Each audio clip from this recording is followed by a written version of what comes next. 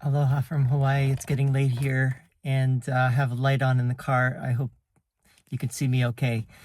I thought I would do a very short video right now on one of the great Sufi mystics of the Islamic tradition.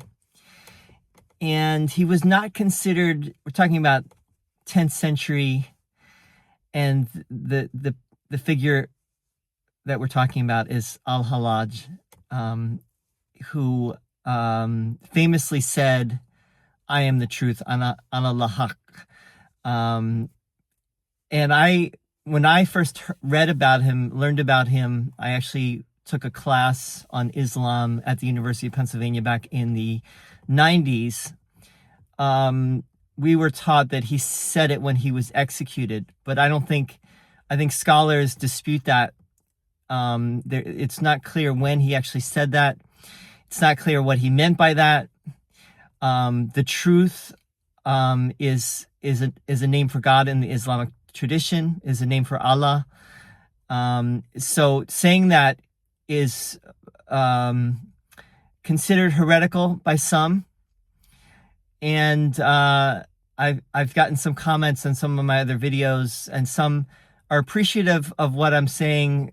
And I understand that to be because they are sympathetic to Sufis and mysticism. And then there are those who think that the Sufis and the mystics are heretical or off, outside the pale.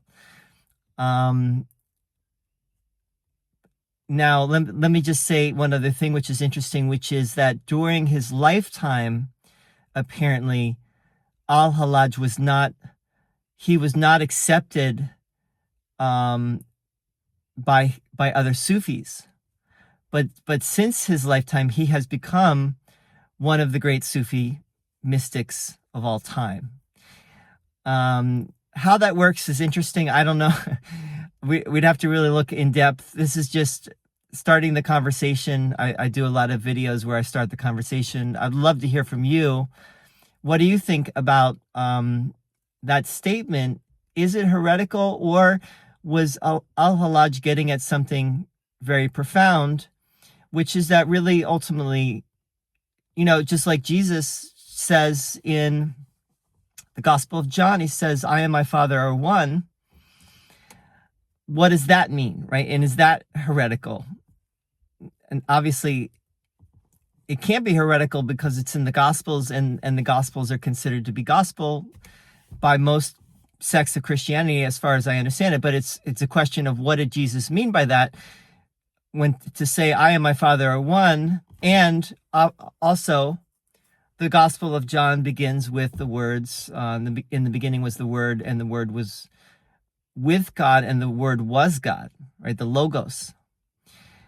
And if Jesus is an expression of the Logos, and if he says, "I and my Father are one," it seems to be suggesting that he is one with God, and there is no separation. Now, it is a question whether there might be still a distinction between the Father and the Son, right? Or when al-Hallaj said what he said, did he understand it to be that his ego self was completely annihilated, and God was living through him, and he was completely aligned and unified with God, and there was no separate self, and his ego self really did not even exist anymore? And that would be like dissolution into God. Or is there a sense in which the soul remains separate to a certain degree from God, and there isn't absolute unity, but there is still some separation? And this is a very big question, and it's a question that you find, for example, in the Hindu tradition, you have different forms of Vedanta. You have Advaita Vedanta, which is, you could say, pure non-dualism, meaning that the only God is real. And if you say I am Brahman, which is one of the great sayings of Hinduism, it's similar to Al-Haqq or Al-Haqq. To say that means there is only one reality, right? It's monism. There is only one reality. Anything that seems to be separate is not real, ultimately, and is not part of that one reality. In a sense, it is, but it isn't. And then you have other forms of Vedanta, which are not pure non-dualism. You have modified non-dualism. You have dualism, dualistic Vedanta, and there are proponents of these different schools of Vedanta. Shankara was what the greatest, maybe. Well, let's just say the greatest proponent of Advaita was Shankara.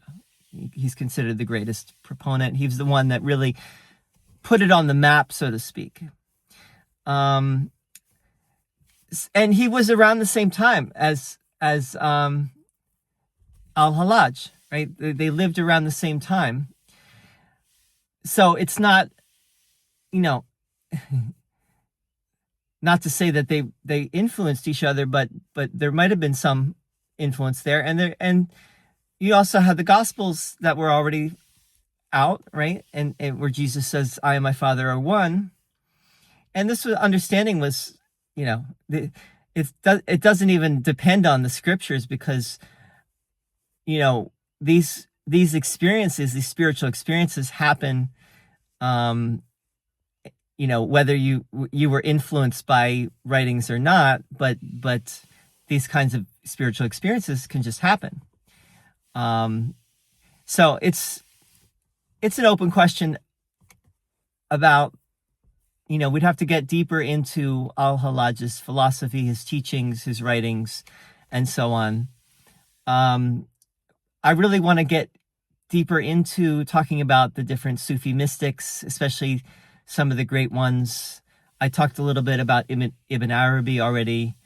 I'm going to get into Rumi and some of the other, and also al-Hallaj, like Rumi, is Persian. He was Persian. So we'll get into some of the Persian mystic poets and Sufis. Sufis, I think, tend to be poet philosophers. So anyway, that's it for now. And thanks for tuning in. And I'd love to hear your thoughts. And yeah, we'll see you soon. I will say, Assalamu alaikum. See you. Bye-bye.